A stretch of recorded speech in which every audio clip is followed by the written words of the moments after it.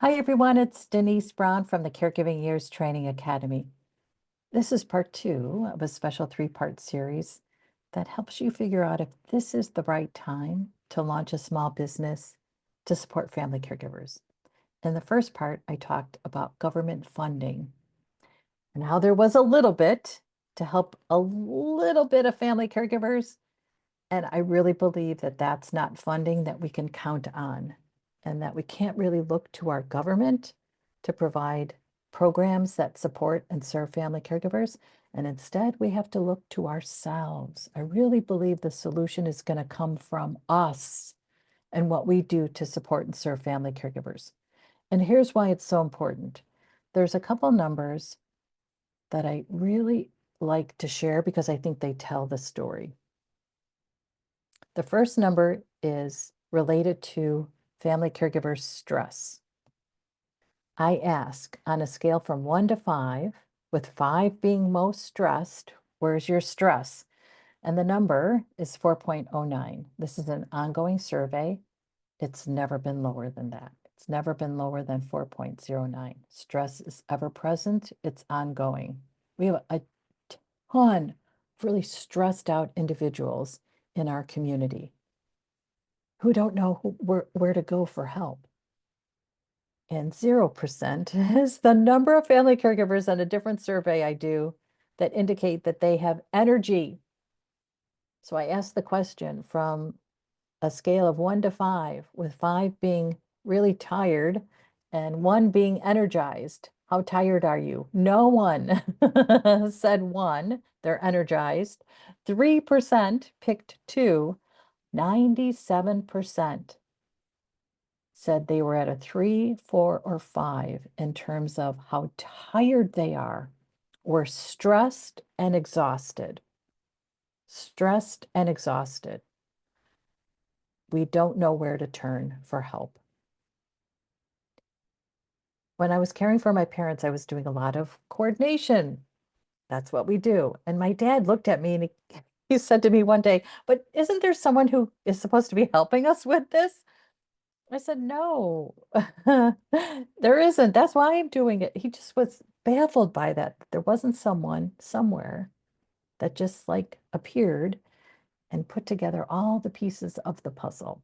And it was actually something he could never reconcile in his head. It never made sense to him that there wasn't someone who was helping him, helping us, really. Never made sense to him that it was me. And it was me. And you know this, there is no one else, right? There should be, but there isn't.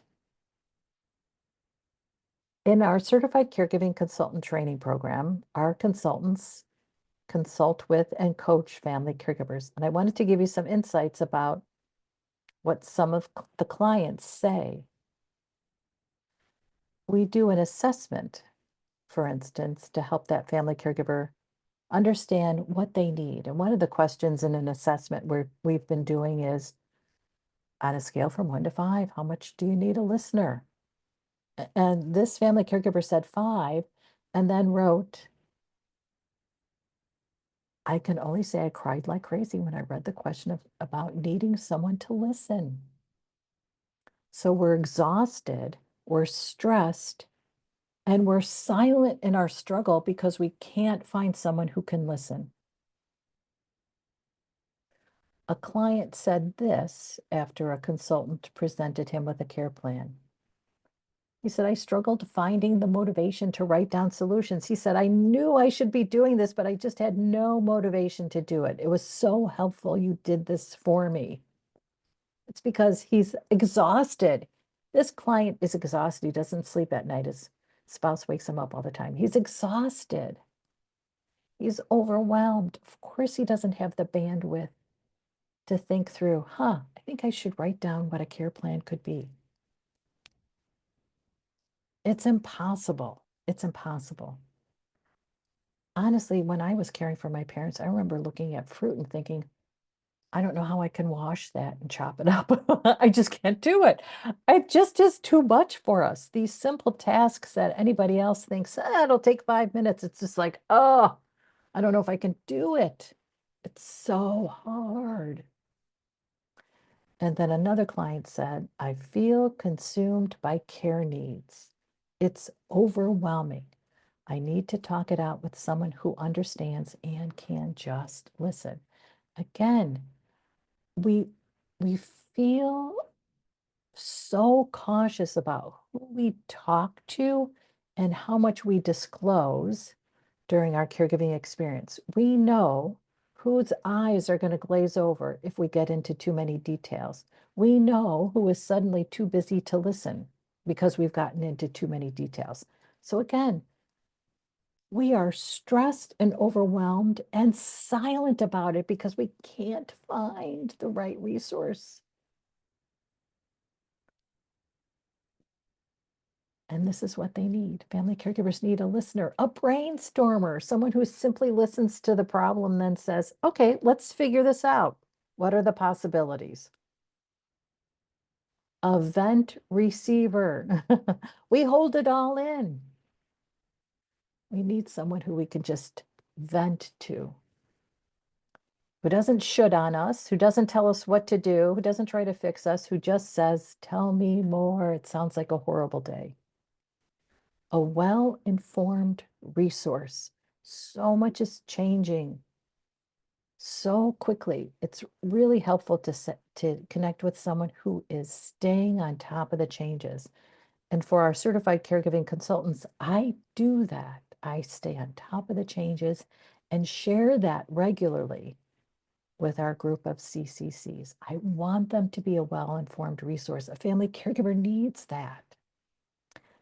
A family caregiver also needs a strategist. When a family caregiver says, I've got to do this tomorrow, I don't know how to do it. Okay, let's figure it out. Let's create your strategy. A family caregiver also needs a realist. So many times during our caregiving experience, we are with people who are in absolute denial. It could be our family members. Sometimes it could be our caree. And then we're interacting with a healthcare system that doesn't know how to tell us the truth. Oh, so we're leading a group of people in denial, connecting with people who just don't know how to tell us the truth. We are craving someone who will be realistic with us. Our certified caregiving consultants know how to be that realist. We know why that's important. Solutions lie in being realistic. If we're in denial, we're not going to connect with the solutions that help. We have to be realistic about what we need and why we need it and when we need it and how we need it. And that's the only way we'll have some solutions that can help. We want to be realistic and we want to connect to someone like a certified caregiving consultant who can be realistic with us. And then we need someone who is supportive in a really compassionate way, who gets how heartbreaking this is, how much our heart aches during a caregiving experience, how much it feels like our life has fallen apart and how hard it is to put it back together. These are just some of what family caregivers need. And they also need someone who speaks their caregiving language, right? It's a certain language we speak during caregiving. Someone who understands the caregiving experience, someone who can provide simple yet impactful solutions. If it's too complicated, we're not going to do it. And yet we are in a very sophisticated experience during caregiving. So we need something that's impactful. It must be simple because we have to be able to implement it. It must be impactful because our experience is so sophisticated. And then we need someone who can just be a good companion by being present during our painful moments. They need you. Okay. And I think of our certified caregiving consultants as being these specialists in the practice of family caregiving, because we need someone who has studied the experience, who gets it, who understands it, and then knows how to actually show up as a solution in our experience. In part 3, I'm going to tell you about a couple new things we've been doing through our Certified Caregiving Consultant program and how they're informing how you can really show up in your work as a consultant. Okay, if you have questions, feel free to reach out to me. If you'd like to learn more about our programs, you can go to our website, careyearsacademy.com. And if you'd like to know just more about our work, you can join our community to better understand the different workshops and events that we offer. And our community is called caringourway.com. Okay, thanks so much for watching. Bye-bye.